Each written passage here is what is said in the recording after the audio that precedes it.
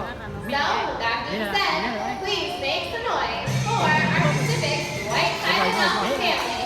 And of course, the one and only Lolita the Killer Whale!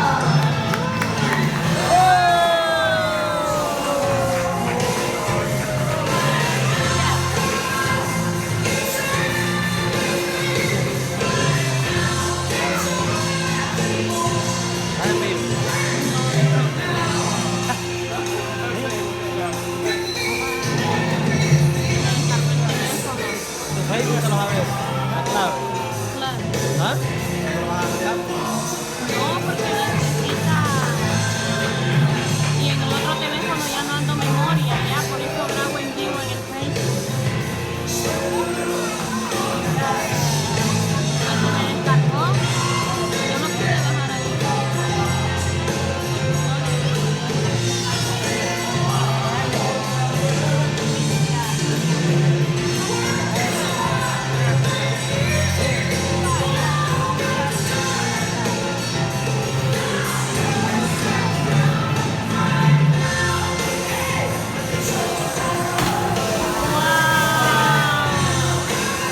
Wow, Dylan, wow.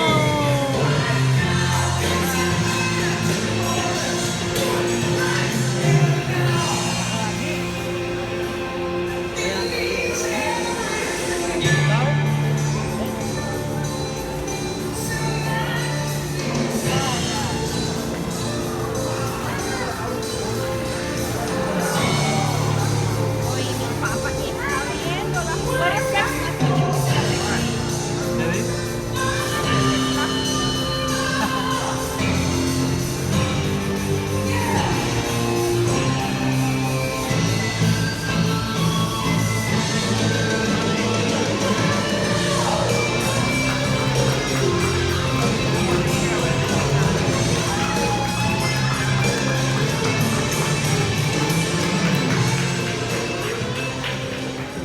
Killer whales are one of the most recognized and most widely distributed marine mammals found in all parts of the oceans. They are most abundant in polar waters, including Antarctica, the North Atlantic, and Pacific Oceans. Scientific studies have revealed many different populations of killer whales worldwide. The most well-studied killer whale populations occur in the eastern and North Pacific Ocean, where three distinct forms or ecotypes of killer whales are recognized: resident, transient, and offshore. Resident killer whales in the U.S. North Pacific consist of the following populations: southern residents, northern residents, and Alaska residents. Southern resident killer whales are comprised of three different pods, known as J, K, and L. The southern resident killer whale, also known as Porcines orca, is an icon of the Pacific Northwest and inspires worldwide public interest, curiosity, and awe around the globe. These striking black and white mammals are recognized for their cultural and spiritual importance to coastal tribes and communities, their value as a keystone species in the marine ecosystem, and their starring role in the region's ecotourism industry. Their range during the spring, summer, and fall includes the inland waters of Washington State and the transboundary waters between the United States and Canada. In recent years, they've been regularly spotted as far south as central California during the winter months and as far north as southeast Alaska. The southern resident killer whale population is currently estimated at about 80 whales, a decline from its estimated historical level of about 200 during the late 1800s. Due to its small population size, threats from diminished prey, high levels of contaminants, and impacts from vessels and sounds, NOAA listed this segment of the population as endangered under the Endangered Species Act. Lolita is a very special killer whale because not only is she an ambassador for all killer whales, but for this particular group of residents. She herself has been classified as endangered. Sometimes we are asked if Lolita is endangered, will she be added back to the wild population of whales? But the real truth is no. She has not been subjected to the pollutants, toxins, and chemicals the wild whales have been around for the past 45 years. But here at Miami Seaquarium, Lolita is healthy and happy.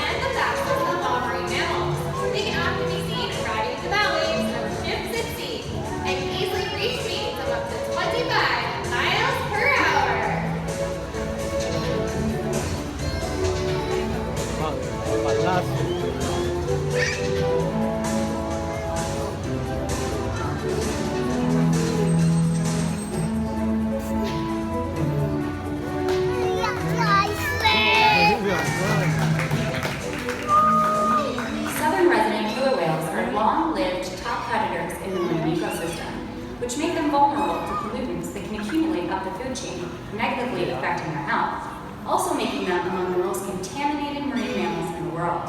Noise and overcrowding from boat traffic, as well as a scarce supply of their preferred food, salmon, pose serious threats to this endangered population.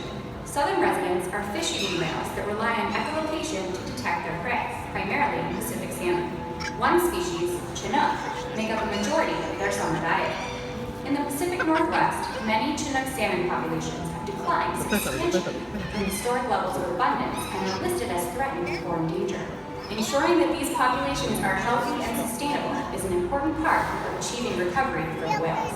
In the summer and fall, these endangered orcas spend much of their time in the inland waters of Washington State and British Columbia. These waters are highly urbanized areas with significant vessel traffic from container ships, ferries, tugboats, and fishing vessels. The whales here are also the focus of considerable recreational and commercial whale watching boats, which has become more popular than ever. Unfortunately, the impacts of all of these boats may come at a cost. Results from research shows that the southern residents modify their behavior by increasing surface activity and swimming in more erratic paths when vessels are close.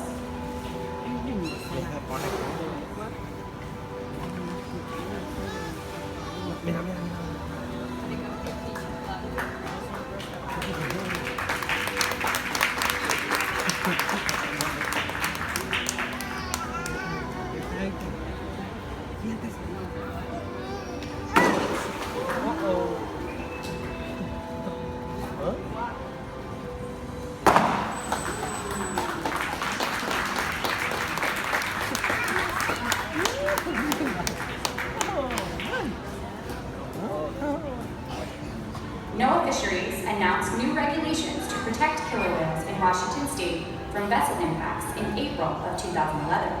The rule prohibits vessels from approaching any killer whale closer than 200 yards and prohibits vessels from intercepting or parking in the path of the whale. It has been determined that noise from motoring vessels at distances of up to 400 meters has the potential to affect echolocation abilities of foraging whales. The noise levels are particularly high for certain types of vessels, such as small recreational and commercial whale watching boats when moving at high speeds. The cumulative impact from vessels may interfere with the whale's ability to communicate and find food, affecting their health and their survival.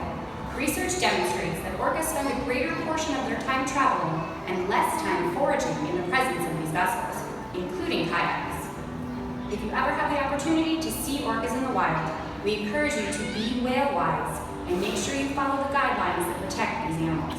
For more information, please visit the website of www.bewhalewise.org. Vessel traffic and noise pollution interfere with the way these animals communicate and find food. Just like you and I have our own dialect, no two ponds communicate in the same exact way. Both Pacific white-sided dolphins and killer whales breathe and vocalize with their blowhole on top of their head. And right now, I'd like to demonstrate some of these sounds for all of you.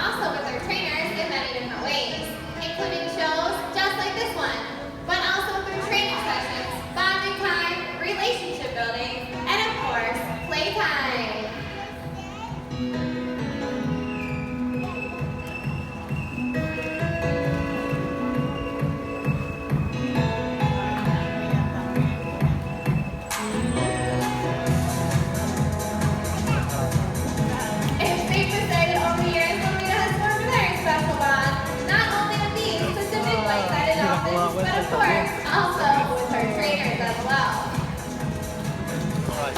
Now, as you guys out there can see, the bond between an animal and a trainer is one of love and, of course, one of trust. Now, Lolita and I, we have been working on our relationship over countless hours for the past 12 years.